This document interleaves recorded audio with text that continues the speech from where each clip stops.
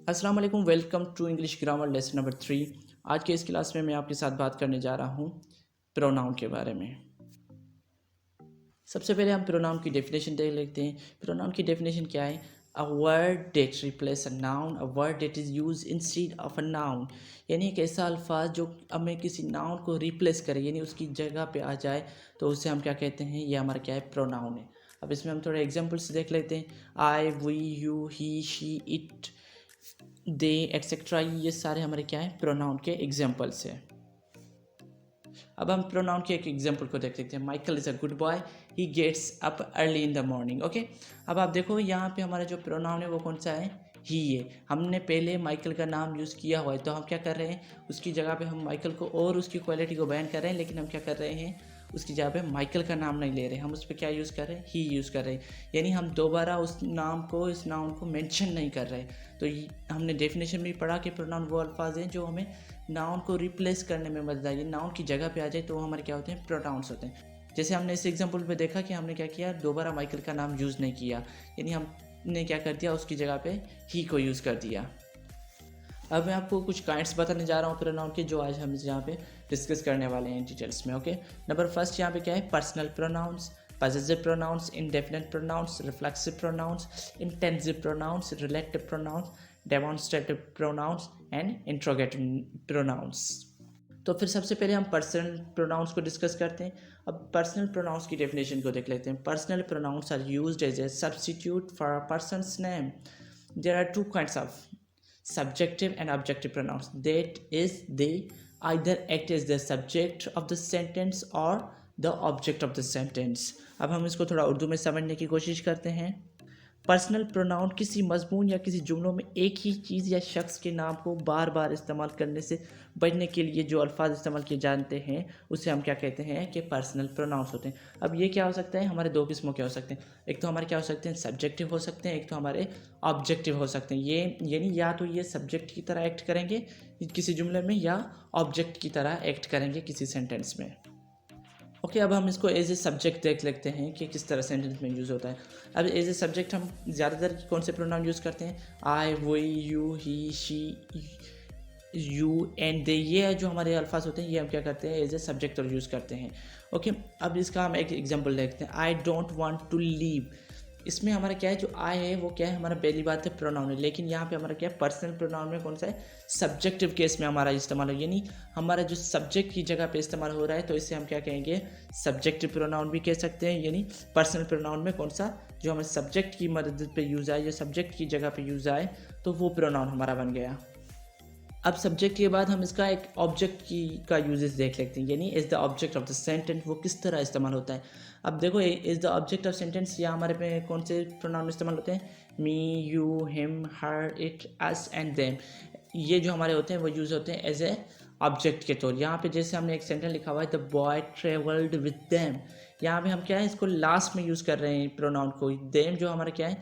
Pronoun है जो हमारा एज ए सब्जेक्टिव केस में इस्तेमाल हो रहा है। आई होप आपको समझ में आ गया होगा सब्जेक्टिव एंड ऑब्जेक्टिव। यानी पहला हमारा जो प्रोनाउन की जो कुछ अक़साम थे जो मैंने आपको बताया, वो हमारे क्या एज ए सब्जेक्ट और यूज़ हो रहे थे। अब यहाँ पे पर्सनल प्रोनाउन का जो जो लास्ट में हम यूज़ कर रहे हैं, ये ऑब्जेक्ट के तौर यूज़ कर रहे हैं। अभी जैसे हम आगे चल के टेंसेस की क्लास में आएंगे, तो वहाँ पे मैं आपको सब्जेक्ट और ऑब्जेक्ट में डिफरेंस क्या होता है, उनका क्या काम क्या होता है, वो सारी चीज़ें मैं आपको आगे चल के एक्सप्लेन करूँगा। लेकिन अभी हमारा क्या मोरल है? सिर्फ प्रोनाउन को समझना। ओके, जो हमारा अब नेक्स्ट काइंड निकल के आता है वो है पजेसिव प्रोनाउंस।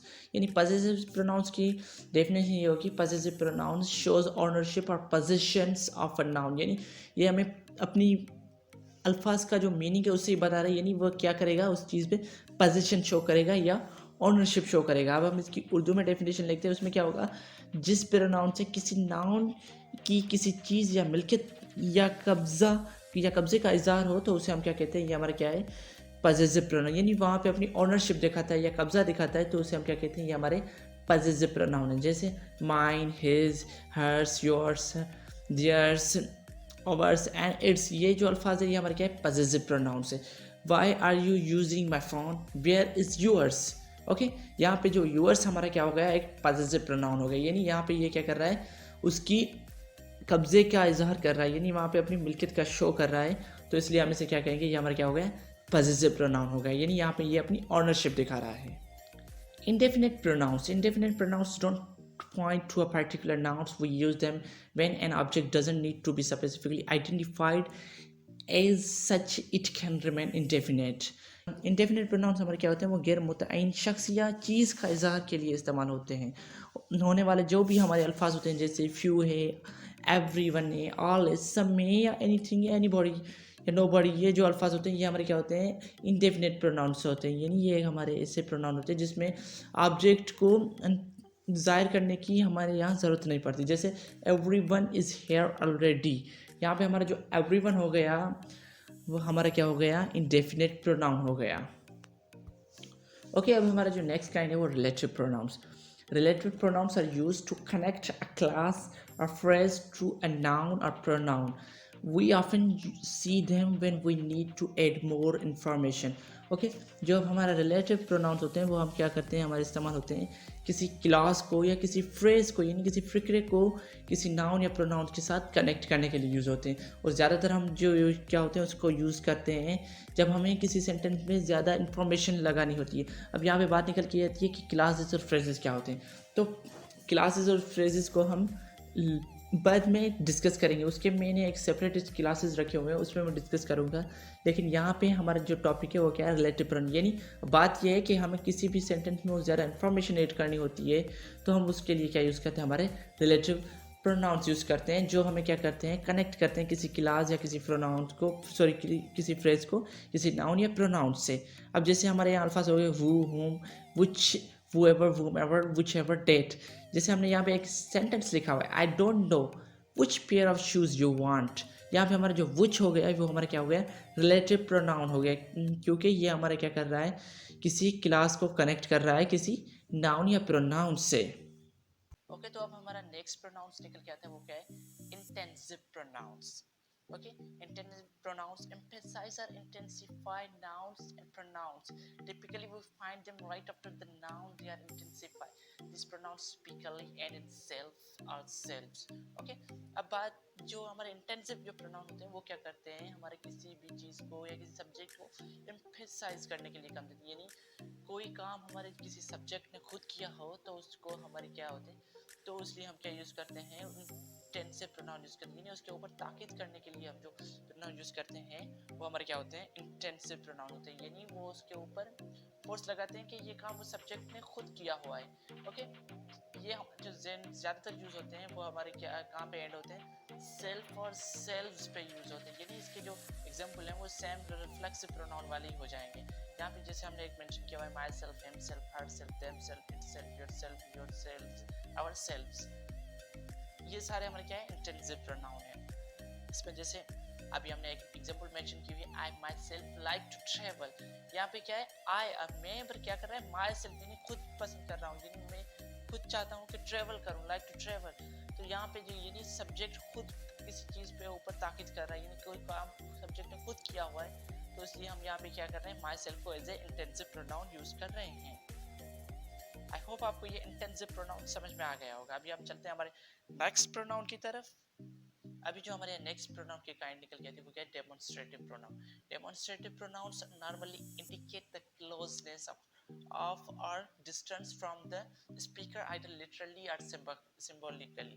okay, ये हमारे क्या करता है, स्पीकर हो या कोई भी ऑब्जेक्ट हो उसके साथ हमारी क्या क्लोजनेस को बयान करता है या उसका डिस्टेंस के बारे में हमारा जो जिक्र हो रहा है, तो उसे हम क्या कहते हैं, ये हमारे क्या डेमोन्स्ट्रेटिव प्रोनाउन है। जैसे अभी अब इसको मैं फर्दर एक्सप्लेन करूँ, ये क्या कहता है, किसी शख्स या चीज़ की तरफ इशारा करने वाला लफ्ज़ होते हैं। यानी जैसे हमारे यहाँ कोई चीज़ पड़ी हो उसकी तरफ हम कोई इशारा करें, या कोई शख्स हो तो उसकी तरफ हम जो इशारा करते हैं, तो वहाँ पे हमारे ये क्या होते हैं, डेमोन्स्ट्रेटिव प्रोनाउंस यूज होते हैं। अब जैसे कुछ एग्जांपल हैं, this, this, that and those, इस किस्म जो हमारे अल्फाज होते हैं वो हमारे क्या होते हैं, डेमोन्स्ट्रेटिव प्रोनाउंस होते हैं। अब देखो यहाँ पे सेंटेंस है, दिस इज माय कार, जो कि यहाँ पे जो हमारे दिस है वो क्या हो गया, हमारा डेमोन्स्ट्रेटिव प्रोनाउन। ओके, तो यहाँ पे हमने आपके लिए एक प्रोनाउन टेस्टिंग पैराग्राफ लिखा हुआ है।